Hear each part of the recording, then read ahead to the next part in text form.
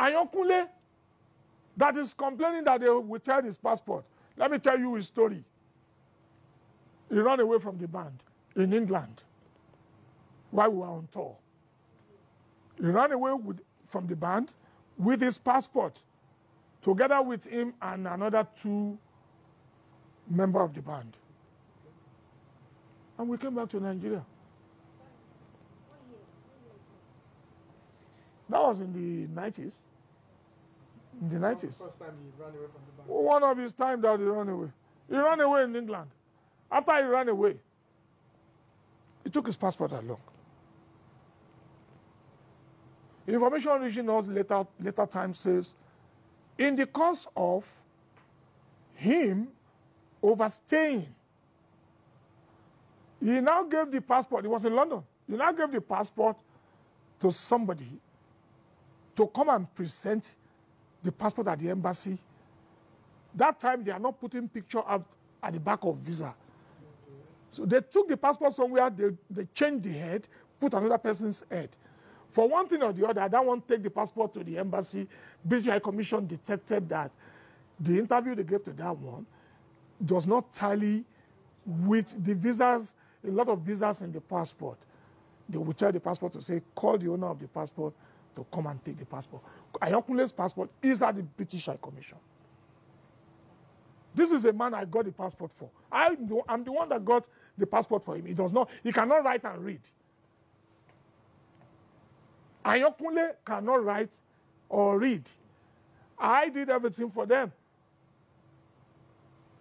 Okay, I am not the one that collected your passport. You've run away with the passport. So how come you that run away with the passport, your passport is with me? It can't be with me. There is another one. Ismail Olumade, I was reading his interview too.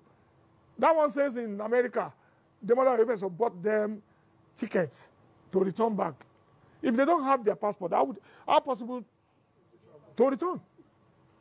Because that one said, in the interview, he said, I left all of them in America to go to my ex-wife in London. Yes, they have their passport. Is it possible for me to leave them there and carry their passport along with me to London? It's impossible. Immigration or custom will ask me, what are you doing with? They have their passport. If they don't have their passport, they won't be able to return. They left. When I get to Nigeria, because their problem, when I see their problem too much, I said, you know what?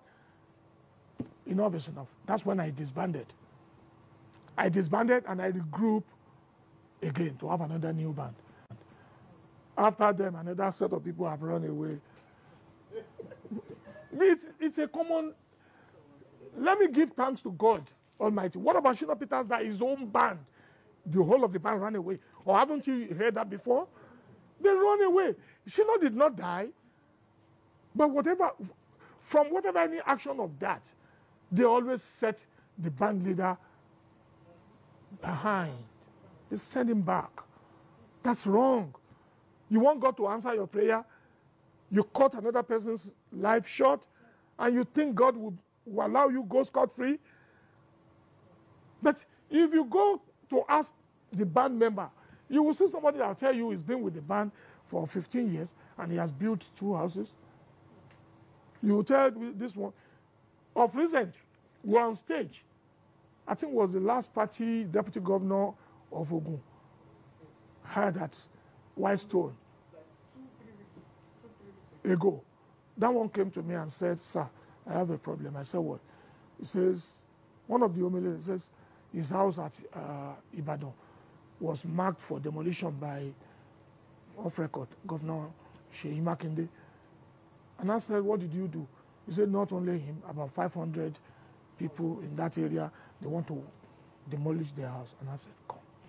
Even if I know Governor Seyi Makinde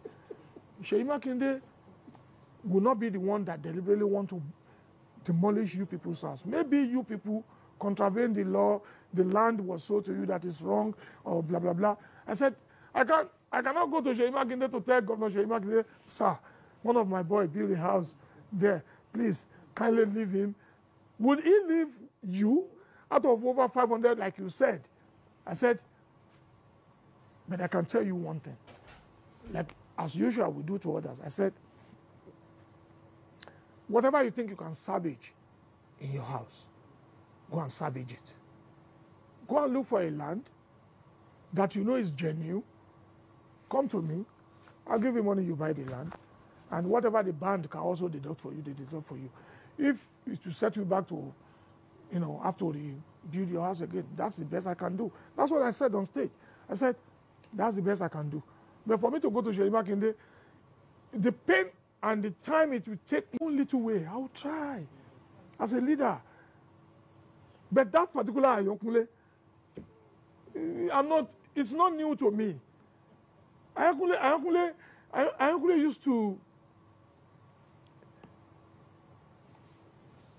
every woman in marriage, I don't want to offend women with this I want to say. But what do you say to a woman who says, for over 25 years I've been with my husband has never done anything tangible to better my life, and you didn't go? You said the man is not good. You born the first child, second, third, and fourth. People now saying, that man is a bad man. He's a bad man. You stay put in a relationship that spanned 25 years and put to bed 4 children, and the man is not good. If our mothers can do that, let the man give her a cup of water. He will come back to you and say, we finished it. That is drama. They are like our wife. They will complain when things doesn't go their way. They will shut mouth when it goes their way. I don't see it as a problem. But where did I see problem? I see problem from people that even encourage them to talk. Few days ago, somebody called me and told me, some people called him and says, I was told you have one encounter with Kwamwa. If you can tell us, we'll pay you money.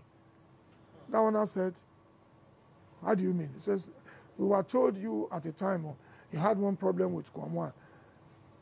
We are journalists. Come, we'll give you money. Come and tell us story. So all that is bad in our society. Is ungodly. You just want to run somebody down, at all costs. Somebody God has made, you want to run the person down. At all costs. You can't. You can't succeed. You can't. That is no way. That is what social media turned us to. To those of you that are doing serious and genuine journalism, that practice it, you know the ethics of the job,